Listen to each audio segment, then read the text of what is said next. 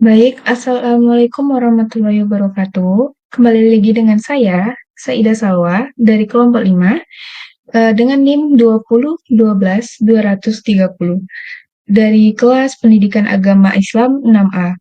Baik, di sini saya akan memaparkan atau menjelaskan UTS untuk Usul Fikih 2 dengan Ibu Rina Juliana, MPDI, dengan berjudul Lafaz dari Segi Penggunaannya. Baik, lafaz dari segi penggunaannya ada 3. Yang pertama ada hakikat dan majas, yang kedua ada sarih dan kinayah, yang ketiga ada ta'wil. Baik, di sini saya akan menjelaskan dan memaparkan tentang hakikat dan majas. Baik, yang pertama ada pengertian hakikat. Pengertian hakikat menurut Wahbah Az-Zuhaili, yaitu hiya kullu lafzi uridu bihi ma wudi'alahu fil asli li syai'in ma'lum. Yang artinya setiap lafaz yang digunakan untuk menunjukkan arti yang semestinya bagi sesuatu yang sudah maklum atau lumrah untuk dipahami. Definisi dari hakikat tersebut ialah suatu lafaz yang digunakan menurut asalnya untuk maksud tertentu. Baik, selanjutnya ada contohnya. Seperti kata kursi, menurut asalnya memang digunakan untuk tempat tertentu yang memiliki sandaran dan juga kaki. Karena pada hakikatnya kursi memang memiliki makna yaitu sebagai tempat duduk dan juga kursi. Kursi ini juga pada asalnya memang digunakan untuk menunjukkan suatu benda yang bisa digunakan untuk tempat duduk. Itu yang dinamakan hakikat. Baik, di sini selanjutnya ada pengertian majas. Definisi tersebut menyatakan Ibnu Subki, huwa lafzu musta'malu biwad'in sa'ani li'allak, yang artinya lafaz yang digunakan untuk pembentukan kedua karena adanya ketertarikan. Maksud kata tersebut atau definisi majas tersebut yaitu majas adalah peralihan makna dari makna dasar atau leksikal ke makna lainnya yang lebih luas. Sebagaimana contohnya yaitu kata al-asad bukan kepada binatang buas yaitu singa sebagai makna aslinya tetapi kepada rojulun sujah yaitu laki-laki pemberani karena ada hubungan sama-sama berani. Contoh lainnya ada kursi. Kata kursi di sini tadi kursi bukan hanya memiliki makna sebagai tempat duduk, tetapi juga bisa diumpamakan yaitu sebagai kekuasaan yang baik. Baik, selanjutnya masuk ke klasifikasi hakikat. Klasifikasi hakikat ada 3, yaitu yang pertama ada hakikat lughawiyah, yang kedua ada hakikat syar'iyah, yang ketiga ada hakikat urufiyah. Sedangkan yang pertama, hakikat lughawiyah, yang artinya makna lafaz sejak semula ditetapkan oleh pengguna bahasa. Hakikat lughawiyah contohnya yaitu sholat. Nah, sholat ini kan makna bahasanya adalah doa.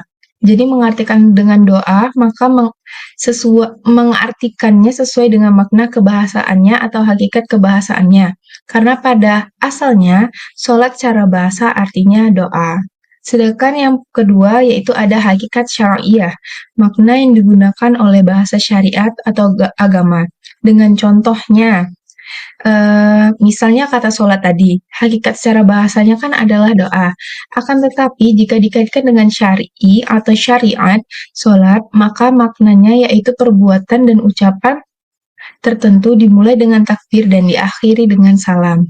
Sebagaimana yang kita kenal secara syar'i yang mana namanya sholat adalah dari niat ucapan yang dimulai dengan takbiratul ihram dan diakhiri dengan salam. Ketika mengartikan sholat dengan doa berarti mengartikan secara bahasa atau hakikat kebahasaannya, tetapi ketika sholat dengan perbuatan ucapan mulai dari takbiratul ihram sampai dengan salam, maka itu sholat dengan cara syariat.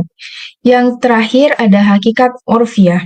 Hakikat urfiyah pengertiannya yaitu lafaz yang digunakan untuk makna kebiasaan atau adab.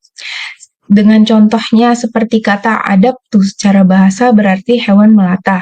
Tetapi secara urfiyah berarti hewan berkaki 4. Hakikat lughawiyah dabbah itu artinya hewan melatah.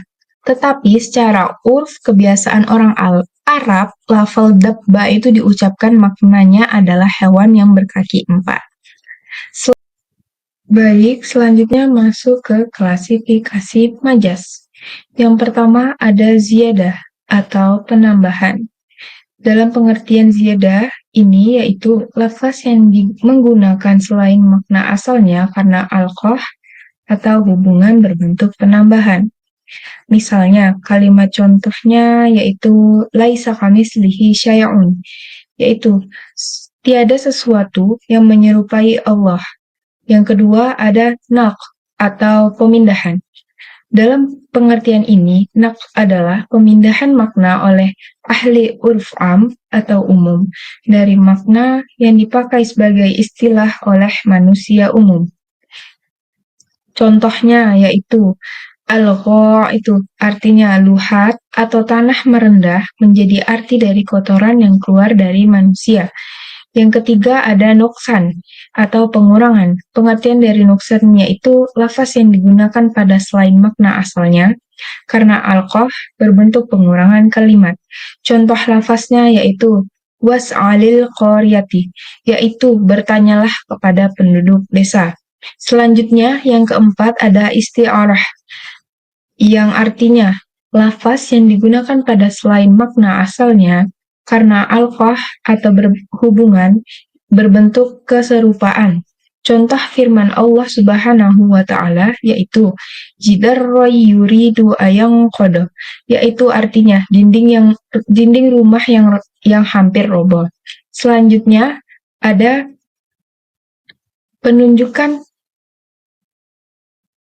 penunjukan hakikat terhadap hukum, yang artinya, hai orang-orang yang beriman, apabila kamu berdiri hendak melaksanakan sholat, maka basuhlah wajahmu dan tanganmu sampai ke siku, serta usaplah kepalamu dan basuh kedua kakimu sampai kedua mata kaki.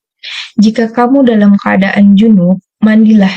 Namun jika kamu dalam keadaan sakit dalam perjalanan, kembali dari tempat buang air atau kakus, atau menyentuh perempuan, lalu tidak memperoleh air, maka bertayamumlah dengan debu yang baik atau suci.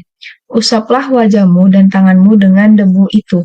Allah tidak ingin menjadikanmu bagimu sedikit pun kesulitan, tetapi Dia hendak membersihkan kamu dan menyempurnakan nikmat-Nya bagimu agar kamu bersyukur. Quran Surah Al-Ma'idah ayat 6. Nah, dari ayat tersebut, dapat dipahami secara langsung melihat redaksi ayat bahwa ayat tersebut merupakan petunjuk Allah Subhanahu wa taala tentang cara berwudu dan membersihkan diri. Sebagaimana syariat yang kita ketahui dan kita lakukan adalah dimulai dengan redaksi ayat tersebut. Selanjutnya ada penunjukan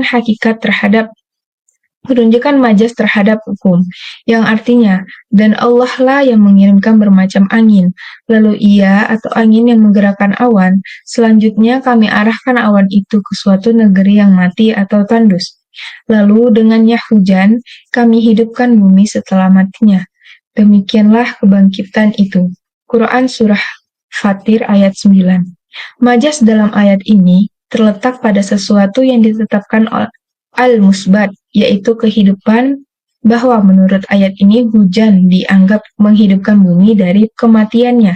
Pemberian sifat arti untuk menghidupkan pada hujan merupakan sebuah ungkapan yang tidak menunjukkan pada makna hakikatnya, sebab semestinya tidaklah hujan yang menghidupkan bumi, melainkan Allah Subhanahu wa taala. Pada hakikatnya, hujan bukanlah yang menumbuhkan pepohonan, dan juga bukanlah juga yang menghidupkan hewan ataupun manusia.